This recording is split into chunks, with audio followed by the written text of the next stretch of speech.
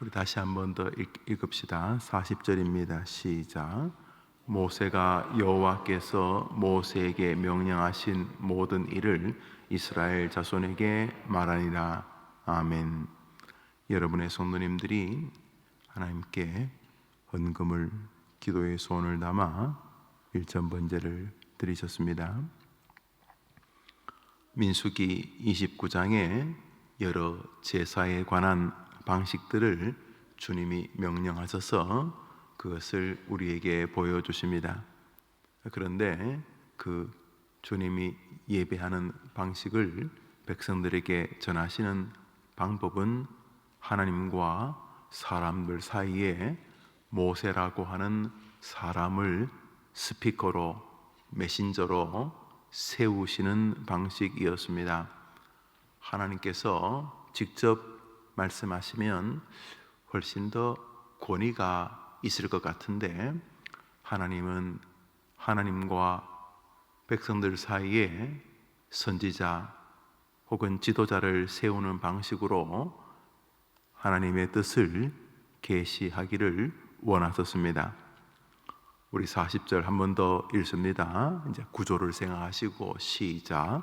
모세가 여호와께서 모세에게 명령하신 모든 일을 이스라엘 자손에게 말하니라. 그러니까 우리가 민수기 29장이 아니 성경 전체가 하나님의 말씀이라는 사실을 알 수가 있습니다.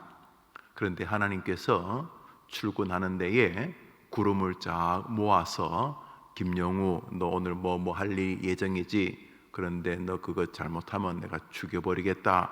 이렇게 하나님이 구름으로 여러분 앞에 출근길에 무언가를 쓰시면 우리 뭐 기겁하지 않겠습니까?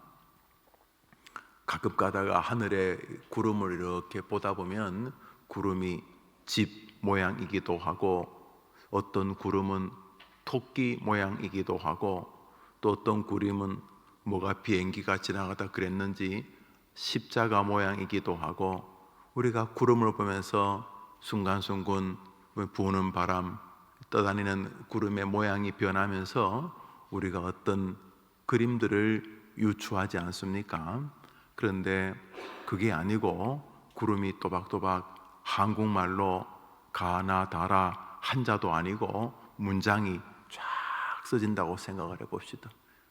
옛날에 벨사살 임금이 하나님 앞에 시건방을 떨다가 벽에 흰손이 나타나서 너는 아무리 건져보려고 해도 너를 이렇게 구하려고 내가 너를 이렇게 저울에 달아봐도 너는 안 되겠다.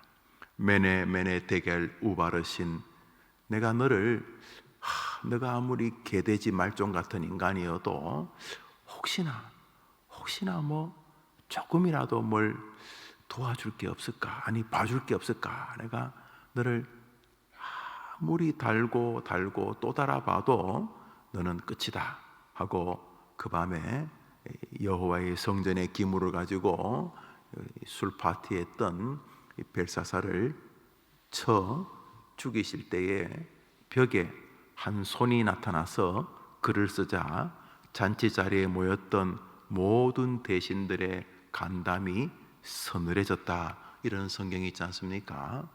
그런 것처럼 여러분 생각해 보십시오. 그런 생각 안 해보셨습니까?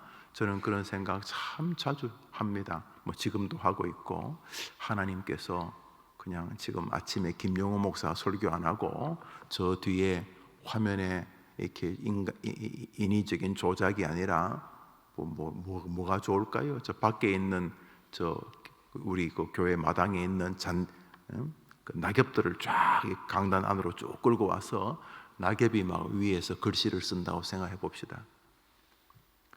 은혜가 되겠어요? 섬찟하겠어요, 여러분?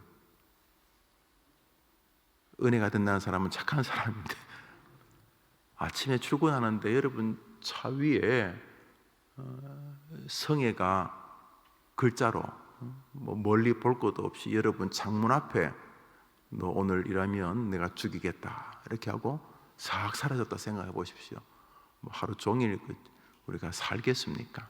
뭐 여튼간에 그게 제일 세 보이는데 왜 하나님은 직접 말씀하시지 않고 당신과 백성들 사이에 모세와 같은 선지자들을 세우는가 하는 것입니다. 오늘 본문을 보면 모세가 백성에게 말하는데 그것은 모세가 창작해서 한 말이 아니고 모세가 여호와께서 모세에게 명령하신 것을 이스라엘 자손들에게 전했다라고 말하고 있습니다. 오늘자 날주 이사야서 21장입니다. 오늘자 날주 이사야서 21장입니다.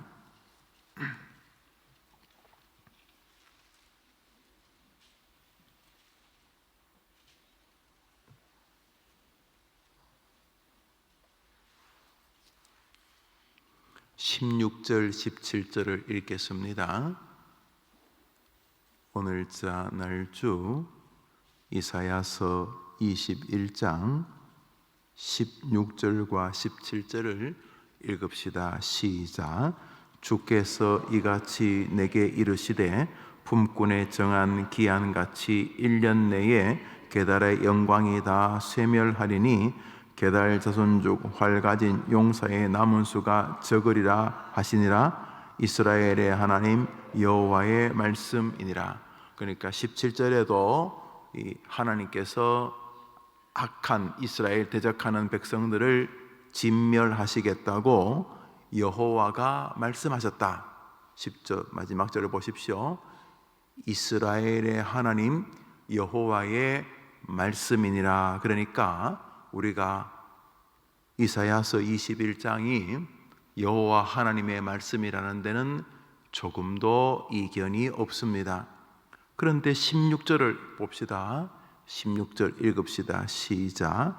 주께서 이같이 내게 이르시되, 주께서 이같이 내게 이르셨다. 이사야에게 말씀하셨다는 거죠. 이사야가 순교하신 것으로 추정됩니다. 히브리서에 보면 믿음의 사람들의 순교의 장면들이 언급되는데 그 중에 하나가 톱으로 켜 죽임을 당하는데 인물이 있었다. 어떤 사람은 톱에 썰리는 죽음을 맞이한 인물이 있었다 하는데 대부분의 사람들이 이사야가 아니겠는가. 이사야가 참 무서운 사람이 무슨 나무 토막도 아니고 잔인하게 톱에 켜 죽임을 순교하신 것으로 추정되어지는 인물입니다. 그러니까 원수들의 입장에서는 이사야가 씹어 먹을 만큼 분노케 했던 인물이었겠지요. 왜냐하면 자신들의 민족의 멸망을 선언하였으니까 저게 남의 나라 우리가 뭐 너희들의 하나님이란 신을 인정도 안 하지만 뭐 인정한다 손치라도 너희끼리 그걸 하지 왜 우리 민족까지 네가 저주하느냐 뭐 이래서 분노로 아마 죽인 것 같은데 오늘 본문을 보면은 여호와가 말씀을 하셨어요. 17절에. 그런데 그 말씀을 여호와께서 내게 이르셨다. 그래서 내가 할 수 없이 딜리버리 했다. 내가 하나님으로부터 받은 그 말씀을 백성들에게 혹은 세상에 배달했다. 전했다. 그러나 내가 전했다 손 치더라도 이건 내 말이 아니고 여호와 하나님의 말씀이니라 라고 오늘 읽었던 이사야서 21장이 끝을 내고 있습니다. 이 방식이 변했겠는가? 집신을 신고 다니던 시대에서 고무신 운동화 구두를 신고 다니는 시대가 되어서 하나님이 당신의 뜻을 계시하는 이 방법이 변했겠는가? 사람이 말 타고 다니다가 자동차를 다니고 다녀서 인간들이 우와, 과학이 대단히 발달했구나, 하나님이 그래 생각하셔서 이 방식을 변경시키셨겠는가? 민수기 시대에 하시던 방식을, 이사야 시대에 하시던 방식을 변경시키셨겠는가? 우리 개혁교회, 우리 대한예수교 장로회 존 낙스, 스코틀랜드의 존 낙스, 웨스트민스터 신앙 고백서를 만든 잉글랜드의 퓨리탄, 또 커버넌트들, 이들이 가진 교리를 그대로 우리의 신앙 고백으로 수용하는 우리 교단은 이 방식이 변했다고 생각하겠는가? 어떻게 변하는가? 하나님은 이제 더 이상 말씀 안 하신다, 혹은 하나님은 직통 계시, 꿈이든, 아까 말했듯이 출근할 때 하늘에 구름이 쫙 모여가지고 영어로, 러시아 말로, 중국말로, 일본말로, 인도네시아 말로, 아랍 말로, 또 한국말로 다 이렇게 직접 계시하시겠는가? 이 시기에 더 이상 하나님 말씀하지 않는다, 혹은 이제는 직통으로 계시한다, 그러시겠는가? 민수기 시대는 하나님과 사람 사이에 모세를 세우시고, 이사야 시대에는 하나님과 사람 사이에 이사야를 세우시고, 바울 시대에는 하나님과 사람 사이에 바울을 세우신 하나님이 이제는 나는 그런 거 안 한다, 그러시겠는가? 아니죠. 그래서 개혁교회는 말씀, 강단 중심의 신앙을 고수하는 것입니다. 오늘자 날주 베드로후서 2장입니다. 오늘자 날주 베드로후서 2장입니다. 1절을 같이 한 절 읽습니다. 베드로후서 2장 1절입니다. 시작. 그러나 백성 가운데 또한 거짓 선지자들이 일어났었나니 이와 같이 너희 중에도 거짓 선생들이 있으리라. 그들은 멸망하게 할 이단을 가만히 끌어들여 자기들을 사신 주를 부인하고 임박한 멸망을 스스로 취하는 자들이라. 그러나 하나님이 이런 방식을 고수하시는 것은 변함이 없지만은, 사단은, 악한 세상은, 혹은 죄된 우리의 본성은 이상한 지도자, 하나님과 백성 사이에 모세와 같은 선지자, 하나님과 이사야 시대의 사람들 사이에 이사야 같은 선지자, 하나님과 바울 시대 사람들 사이에 바울 같은 선지자가 아닌 거짓 선지자들이 일어날 것인데, 그들은 하나님과 너희 사이를 엉망으로 만들 것이다.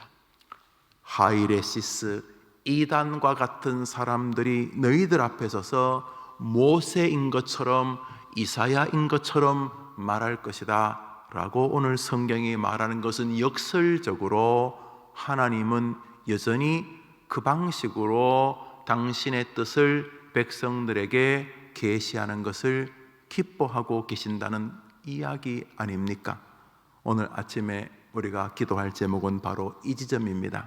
먼저 여러분과 여러분의 자녀들, 여러분의 사랑하는 사람들의 영적 세계를 위해서 여러분들은 여러분 앞에 여러분에게 하나의 말씀을 전해줄 선지자와 같은 사람들이 강건하기를 기도하셔야 하는 것입니다.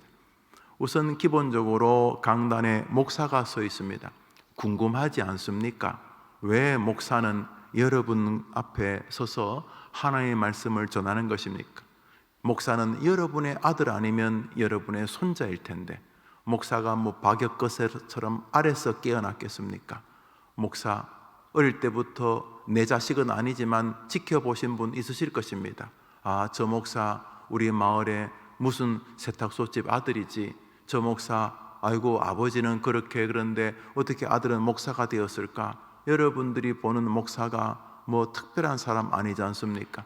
날 때부터 어깨에 날개가 있거나 혹은 다양한 방식의 인생 경험이 있는 분이 아니지 않습니까? 여러분 앞에 여러분에게 하나님의 말씀을 전해줄 이 시대의 배달자, 우리 우체부 아저씨 같은, 우체부 아저씨가 자기가 편지 써서 여러분에게 전한 건 아니지 않습니까?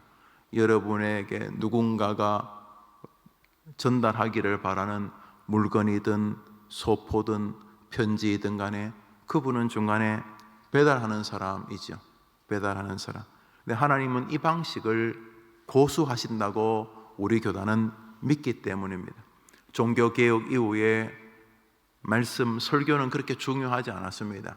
스테인글라스와 사제가 도무지 이해할 수 없는 히브리어 혹은 라틴어를 한 5분 정도 읽어 제끼고 끝이 납니다. 그렇지만 그 분위기, 향냄새, 긴 도포자락 같은 가운, 이런 것에서 묘한 종교적인 안위를 사람이 일부분 얻을 수 있습니다. 타종교에 가고 목탁을 치고 조용히 울리는 연불 소리, 이런 것이 마음의 평강을 일부분 줄 수 있습니다. 그러나 바꾸어 말하면 조용한 방에서 내가 좋아하는 음악, 클래식 음악 틀어놓고 가만히 차 한잔 들고 있어도 그 음악이 주는 일종의 위안 같은 거 있지 않습니까? 설교는 그런 개념이 아니라는 사실을 알 수가 있습니다. 그러므로 우리는 이 시대에 말씀이 얼마나 소중한지를 스스로도, 회중들도, 어린 아이들도, 내 아들, 딸과 손자, 손녀들도 목사조차 이 사실을 기억해야 하는 것입니다. 동시에 나와 내 사랑하는 이들 앞에 거짓 선지자들이 서지 않도록 또 한 번 주의하고 기도해야 하는 것입니다. 하나님이 보낸 적이 없는 선지자가 그곳에서 하나님의 말씀이 아닌 하나님의 뜻과 전혀 다른 세계를 이끌어서 결국 성도들을 하나님이 기뻐하시는 하나님의 세계로 인도하는 것이 아니라 이단의 세계로, 이단이 뭡니까? 전혀 다른 존재. 우리나라에 것은 이단은 달을 이자의 끝단자, 비슷하지만 끝이 다르다. 한자로는 일부분 오역인데 이 이단이라는 것은 다른 분파, 하이레시스, 결국 예수 그리스도가 아닌 다른 분파로 이끄는 것이 이단 아니겠습니까? 끝이 다르다는 한자도 아주 감미로운 오역이라고 볼 수 있죠. 예. 결국 끝은 다르니까, 지옥과 멸망일 테니까. 중요한 것은 우리 아이들 앞에, 우리 영아, 유치, 아동, 청소년, 청년, 우리 장년, 우리 노년, 인생 황혼에 서 있는 참 호호 할아버지 할머니 앞에 우리 모두가 그 언저리에 다 있지 않습니까? 하나님의 귀한 하나님 말씀의 배달자가 있도록 기도해야 하는 것입니다. 나는 그걸 동의하고 나는 그것을 동의하지 않고 이런 세계는 우리 교단과 사실 상관이 없습니다. 우리 교단은 이 사실을 그대로 수납합니다.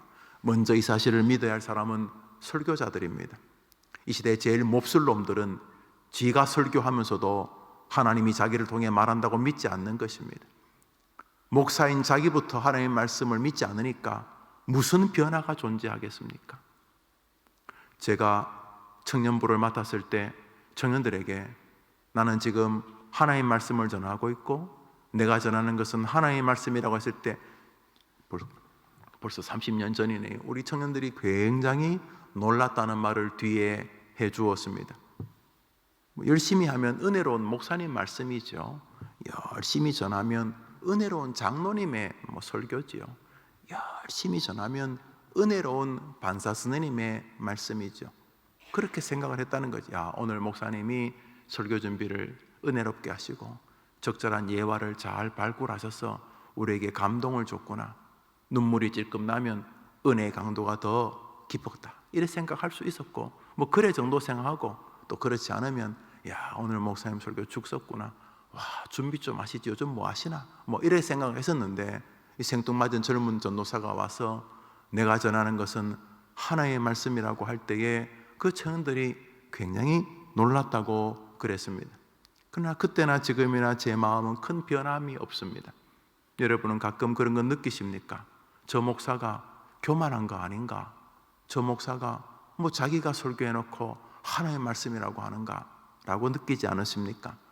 저는 제 말에 권위가 있다고 말하는 것이 아니고 저는 하나님께서 이 방식을 지금도 고수하신다고 믿는 것이고 웨스트민스터 신조는 그것을 우리에게 진리로 수납하도록 가르치고 있다는 것을 말하는 것입니다. 이제 생각해 봅니다.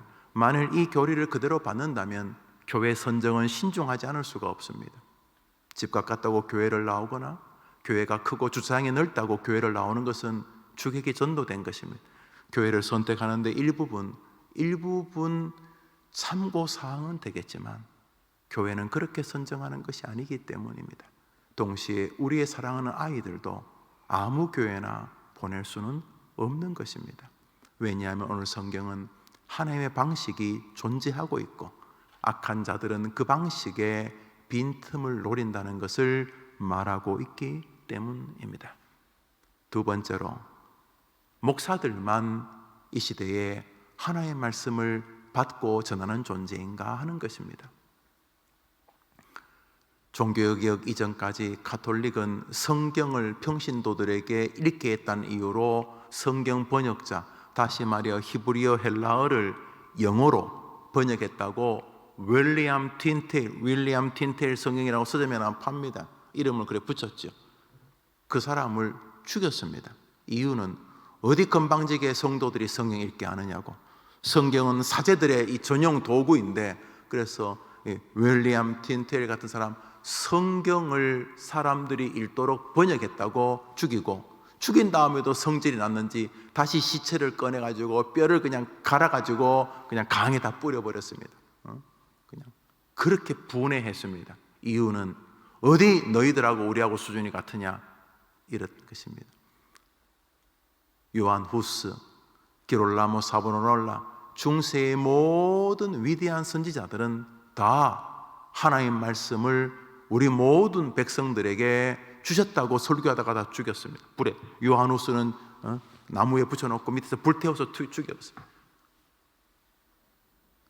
우리는 그들의 후손입니다. 한번 따라합시다. 나는 왕 같은 제사장이다.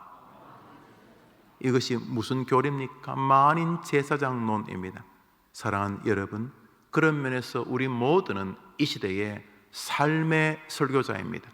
목사는 강단에서, 이 풀핏 템플에서 설교하는 강단 설교자고, 여러분은 레이 프리처, 여러분은 삶의 현장에서 하나님의 말씀을 전하는 하나님의 백성들입니다. 물론 만인 제사장이라는 말이 만인 단임 목사라는 뜻은 아닙니다. 교회의 질서로 인해서 저는 여러분들이 강단에 오르는 것을 교단이 금지하고 있는 것을 저는 그대로 존중합니다. 그러나 그것은 교회의 질서일 뿐이지 여러분보다 목사의 영혼이 더 두껍거나 천국에서 목사의 자리가 상석이라는 뜻은 결코 아닙니다. 교회가 부흥하기 위해서는 모든 회중들이 이 방식을 믿어야 됩니다. 하나님과 저 불신 백성에게 나를 메신저로 세웠다. 우리 엄마 아빠 아직도 절에 다니고 아직도 무당 찾아다니는 우리 할머니에게 하나님은 하나님과 우리 할머니 사이에 나를 모세로 이사야로 세웠다고 믿는 것이 개혁교회 성도들이기 때문입니다.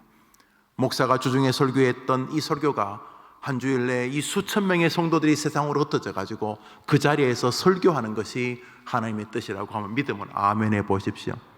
이제 두 가지를 말씀을 드렸습니다. 여러분, 설교자를 위해 기도하셔야 됩니다. 그래서 개혁교회 기도의 순서의 첫 번째가 그날 설교할 목사에게 있습니다. 우리나라의 이 대표 기도가 많이 좀 어지럽지요. 그렇지만 다 교회 사랑이니까 수납할 내용들입니다. 그러나 엄밀히 말해서 예배 기도의 핵심은 그 예배에 하나님이 은혜를 주시고 목사님을 통해 말씀하실 때 우리 모두가 순종하며 그 말씀 앞에 엎드리게 해달라는 게 핵심입니다.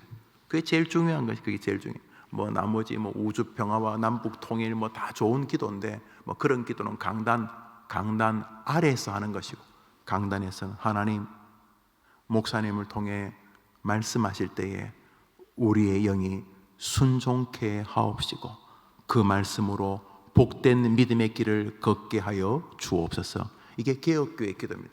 개혁기도의 기도는 하나님 우리 목사님 도와주시고 이런 기도도 하지 않습니다. 그러나 저는 그런 기도를 하는 것을 이해합니다. 하나님 우리 목사님에게 오늘도 힘을 주시고, 이런 기도는 강단 아래에서 하는 기도고, 강단에서 회중을 대표하고 기도할 때는 하나님, 이 예배가 하나님께 영광이 되게 하옵시고, 찬양, 기도, 헌금이 다 하나님께 드려지는 거죠. 하나님께 영광이 되게 하옵시고, 오늘 목사님을 통해 말씀하실 때에 우리에게 순종과 은혜의 영이 임하여서 우리 모두가 한 주간 그 말씀으로 승리케 하여 주옵소서. 차이점을 이해하시는지 모르겠습니다. 우리 목사님 도와주시고, 우리 목사님 힘을 주시고, 우리 목사님에게 성령 충만하게 하시고, 좋은 기도예요. 충분히 이해되지만 개혁교회적 기도는 아니에요. 그러나 그 오류를 저는 기쁘게 받아들입니다. 목사를 향한 사랑이니까. 그러나 그 기도는 강단 아래에서, 일상의 삶에서 하나님 우리 목사님 도와주시고, 우리 목사님 지켜주시고, 여러분이 기도해야 될 주제죠. 그러나 강단에서 교인을 대표해 기도할 때는 한번 더 합시다. 하나님, 하나님께서 목사님을 통해 말씀하실 때에 우리에게 순종의 힘을 주시고, 그 말씀을 따라 세상에서 승리하게 하옵소서. 이게 차이점을 여러분이 꼭 이해하시면 좋겠어요. 우리 목사님 도와주시면 입에 배어 있고 마음에 배어 있고 또 목사의 사랑이니까 다 좋은 기도인데, 강단에는 사실 어울리지 않는다. 개혁교회에서는 강단에 설교하는 사람은, 이제 강단에는 하나님이 그 목사를 세우신 거죠. 그러니까 그 목사를 위해 기도할 이유가 하나도 없습니다. 하나님, 목사님을 통해 하나님이 말씀하실 때에 우리에게 지혜와 순종의 영을 달라는 기도와 하나님 우리 목사님 도와주십시오 기도는 다른 기도다. 제가 말을 들은 거죠. 우리 목사님 도와달라고 기도하는 것은 평소에 많이 해주셔야 합니다. 강단 기도가 다르고, 제가 해림 그리스도인이요, 해림 가족이요 할 때 강단 기도를 설교한 적이 있고, 또 1년에 한 번 정도 강단 기도에서 기도 가르치기도 합니다. 그러나 이 강단 기도가 오래 몸에 익어 있어서 이게 잘못 말하면 또 이렇게 상처를 받을 수도 있고, 이렇게 약간의 오류들은 충분히 감미롭고, 그게 교회와 목사를 향한 사랑인 줄 알기 때문에 조심스럽습니다. 오늘 말씀이 나온 김에 그냥 드리는 말씀이에요. 오늘 본문이 말하고 있는, 우리가 나에게 말씀을 전해주는 사람을 위해 정말로 기도해야 될 이유가 여기에 있습니다. 그리고 우리 자신 스스로가 내가 바로 이 사명을 부여받았구나. 여러분이 꼭 설교를 해림교회 강단에서 교단이 금하고 있는 방법으로, 그 질서 때문이거든요. 굳이 이 강단에서 여러분이 설교해야 될 이유가 굳이 없지 않습니까? 여러분에게 엄청난 강단이 있는데, 부모님이라고 하는, 자녀라고 하는, 친구, 동창, 직장, 학교, 학업, 세상이라고 하는 같은 아파트, 같은 빌라에 사시는 앞집 아주머니, 앞집 아저씨, 앞집 학생들에게 이란 엄청난 강단들이 있는데, 굳이 여러분이 교회의 질서를 훼손하면서까지 이 강단에서 굳이 설교할 이유가 없지 않습니까? 그럼에도 불구하고 한번 더 합시다. 너희는 왕 같은 제사장이다. 이게 뭐죠? 만인 제사장, 만인 선포자라는 것입니다. 아니, 세상에서 어떻게 목사만 설교합니까? 여러분이 목사처럼 이런 방식으로 설교를 하기는 쉽지가 않을 것입니다. 목사들은 이런 분야를 짧게는 서너 해, 길게는 십수년 동안 공부를 해오기 때문입니다. 그러나 여러분이 여보게 내가 평생 살면서 최고로 잘한 것은 예수 믿게 된 것이야. 여보게 자나하고 몇 년 친구지? 어릴 때 같은 마을에 살았으니까 70년 친구네. 여보게 내가 다 한 가지 소원이, 여러분 자네 뭔 소원인데? 자네 나하고 예수 믿고 천국에서 같이 살자. 교회 나오라고. 아이 사람아, 이 나이에 무슨 교회는. 여러분이 진심을 다해 얼굴에 안타까움과 눈에 눈물이 글썽거리면서 친구야 예수 믿어야 인생이다 라고 하는 그 1분 5분짜리 말씀이 1시간 떠드는 목사의 설교보다 때로 저는 더 위대하다고 믿습니다. 목사 마찬가지입니다. 이런 위대한 사역을 내가 받았으니 늘 스스로를 돌아보고 헛소리하지 않는가? 이 엄청난 성경을 놔두고 신문 쪼가리 읽고 이 귀한 시간을 의미도 없는 헛소리하면서 백성들을 어설픈 종교인으로 만들고 있지는 않는가? 모든 목사는 자기를 돌아보아야 할 것인 것처럼 여러분 스스로도 여러분 자신이 내가 이 땅의 설교자인가를 돌아보셔야 하는 것입니다. 정리하면 설교자들을 위해 기도해 주십시오. 이 교회에 많은 목사들, 교육자들이 있어요. 저들이 영아, 유치, 아동, 청소년, 청년들, 우리 성도들에게 하나님의 말씀을 전한 해림교회는 하나님의 말씀이 있는 교회다. 되게 기도해 주십시오. 동시에 나도 하나님께서 세상에 설교자로 보낸 사람이다.